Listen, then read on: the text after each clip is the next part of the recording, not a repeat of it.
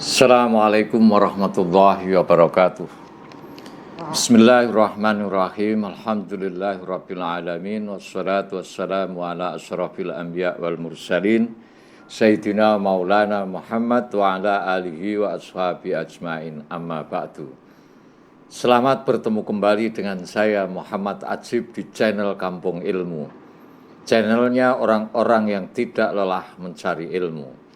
Pada kesempatan ini saya ingin menyampaikan kisah ulama, yaitu Al-Bahlul wal Junaid, Bahlul dan Imam Junaid Al-Baghdadi.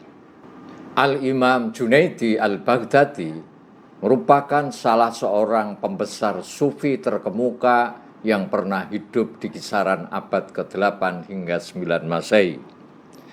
Beliau seorang ulama ahli fikih yang pernah menjabat qadhi di kota Baghdad, Irak. Qadhi itu kalau sekarang ya hakim agung. Imam Junaid Al-Baghdadi ini dianggap sebagai salah satu orang arif billah, orang yang mengenal Allah atau orang yang ahli makrifat dan paling terkenal di Baghdad akan kealiman, pengetahuan, dan keutamaannya. Suatu hari dia mendengar santri-santrinya yang membicarakan seorang yang penduduk Baghdad memanggil Bahlul, yang suka berperilaku tidak umum atau aneh-aneh kelakuannya. Fasa'alahumul Junaid wa qala man Bahlul hadza wa qalat talamid rajulun majnun laisa lahu makanun ma'ruf. Lalu sang imam bertanya kepada santri-santrinya, siapakah Bahlul itu? Bahlul itu orang gila yang tidak diketahui tempat tinggalnya, suka berkeliaran di mana-mana. Dia bebas kemana saja dia suka, jawab santrinya. Sang imam jadi penasaran atas jawaban santrinya itu.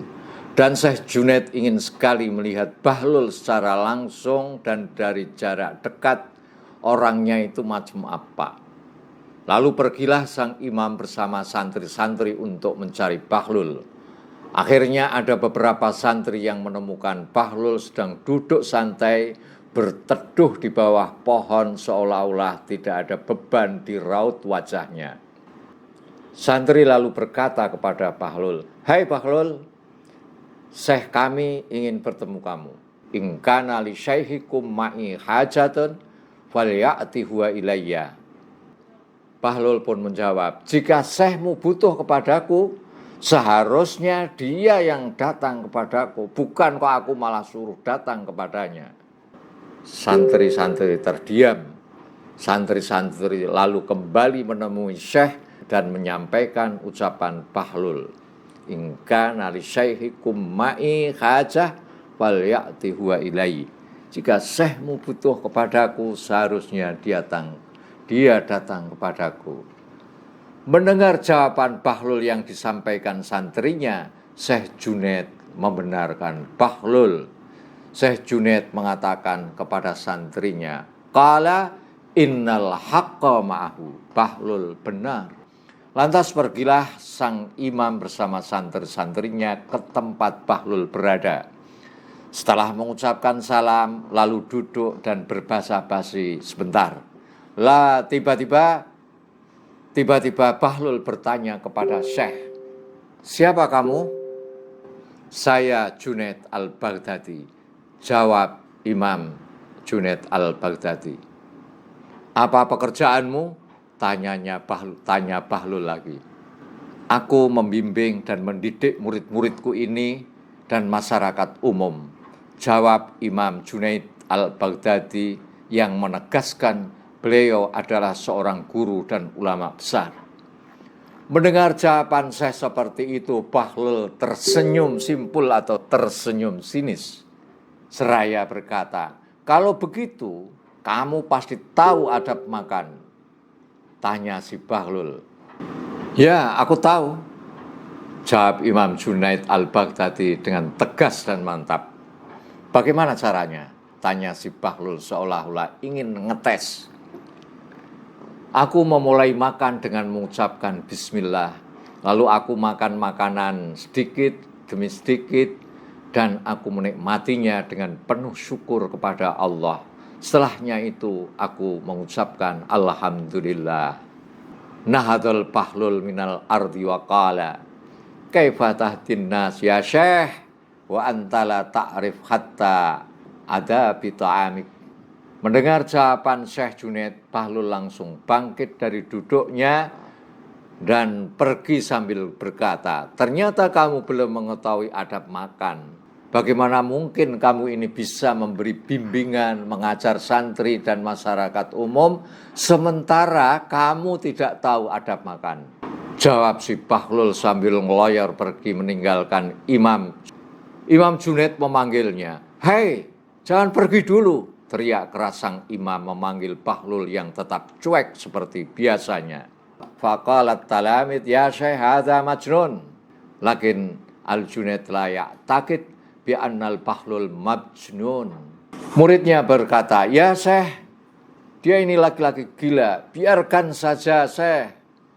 Tapi Imam Junaid tidak percaya kalau Bahlul ini gila. Makanya Syekh Junaid terus memanggil-manggil Bahlul. Dan Syekh berkata, Bahlul, Bahlul, aku butuh kamu Bahlul. Mendengar Syekh memanggil-manggil, Bahlul menghentikan langkahnya dengan sedikit menoleh ke arah Syekh yang terus memanggilnya sambil berkata, kamu tidak tahu adab makan. Sekarang apakah kamu tahu adab kalam atau berbicara? Syekh Junaid diam sebentar lalu menjawab, ya saya tahu adab kalam. Yaitu aku tidak berbicara kecuali sesuai dengan ukuran yang dibutuhkan, tidak kurang juga tidak lebih. Zahaba Bahlul wastamarra fi tariqihi fanadahul Junaid marratan ukhra.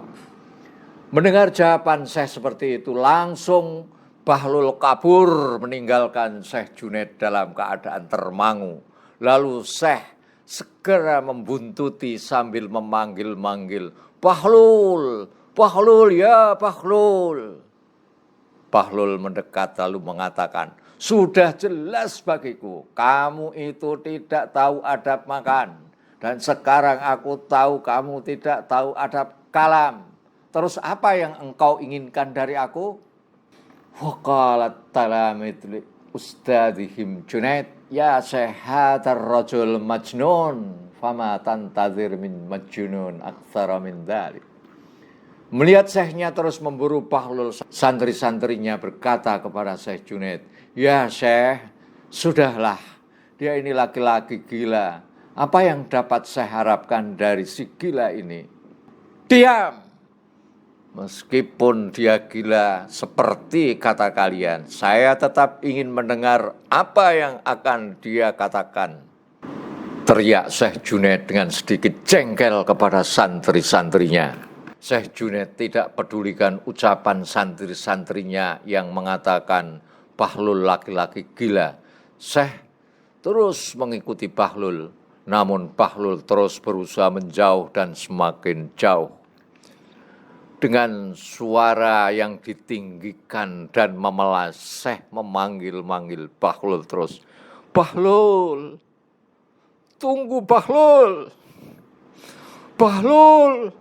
Aku membutuhkanmu Bahlul. Bahlul, berhentilah, pinta Syekh Junaid. Bahlul menghentikan langkahnya seraya berkata, apa sih yang dibutuhkan orang yang tidak tahu adab makan dan adab kalam? Imam Junaid mengatakan, aku mengetahui banyak hal. Bahlul bertanya lagi, apa coba adab tidur jika kamu tahu? Katakanlah kepadaku. Qalal Junaid, na'am. Ya, jika saya sudah sholat maghrib, diteruskan dengan sholat isya, lalu saya berdoa, maka saya mengenakan pakaian tidur, membaringkan tubuh ke arah kiblat, membaca doa tidur, dan seterusnya. Jawab Imam Junaid. Mendengar jawaban Imam Junaid dengan nada meremehkan, Bahlul berkata, ternyata adabnya tidur saja kamu juga tidak tahu. Berkatalah Imam Junaid dengan penuh tawadhu, Anal Junaid al-Baghdadi, alimni ma ta'lam lima fihi ridallah subhanahu wa ta'ala. Anal Junaid al-Baghdadi alimni ma ta'lam lima fihi ridallah subhanahu.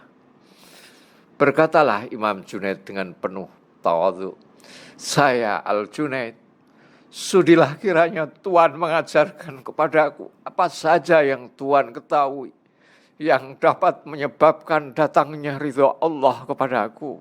Qala al-Bahlul, amma ma zakarta min adabit ta'am fakulluhu far'un. Bahlul berkata, apa yang kamu katakan adab makan tadi hanyalah cabangnya. Adab makan sebenarnya adalah apa yang kamu makan. Kamu yakin halalnya, karena satu suapan haram saja akan membuat 100 adab makan yang kamu sebutkan tadi tidak ada manfaatnya. Adab makan seharusnya kamu harus mengetahui terlebih dahulu bahwa apa yang menjadi makananmu itu adalah sesuatu yang berasal dari sumber yang halal. Engkau hanya sia-sia membaca basmalah dan zikirmu atas makananmu jika makananmu itu bersumber dari sesuatu yang haram.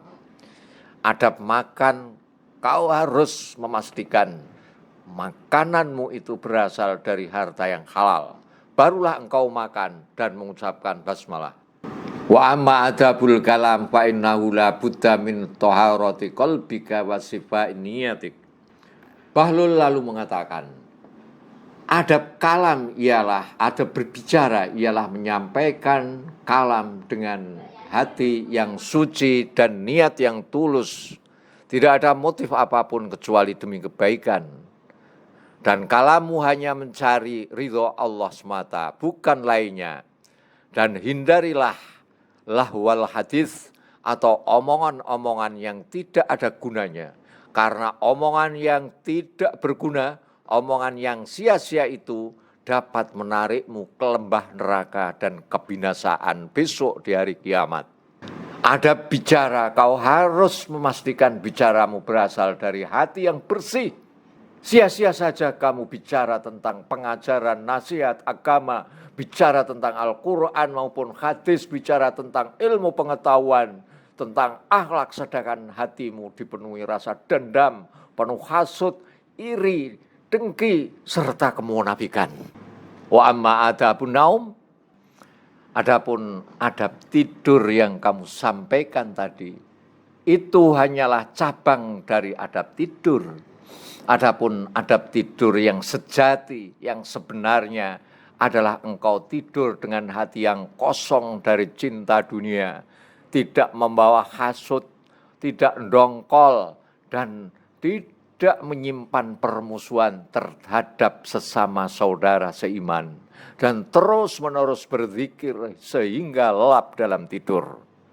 Adab tidur itu kau harus memutuskan pengharapan serta ketergantunganmu terhadap dunia. Ketahuilah tidak ada yang menjamin setelah engkau memejamkan mata, kau akan bisa membuka matamu kembali. Maka harus kau kosongkan hatimu dari mengingat dunia yang fana. Itulah adab tidur yang sesungguhnya. Wa kanal Junaid al-Arif al-Alim jalisan amamal Bahlul wa ka'annahu tilmidun. Fanhanal Junaid ala yadai Bahlul wa qabbalahuma wa qalala alam taniyal haq arju ayyat ziyakallah anni khairan yaumal jaya. Luar biasa Imam Syekh Junaid yang kesohor alimnya, termasuk salah satu wali yang makrifat, juga hakim agung di Baghdad, mau duduk bersimpuh, ngestokake dan menyimak penuh perhatian setiap kata demi kata yang keluar dari mulut Bahlul yang dianggap gila oleh kebanyakan orang.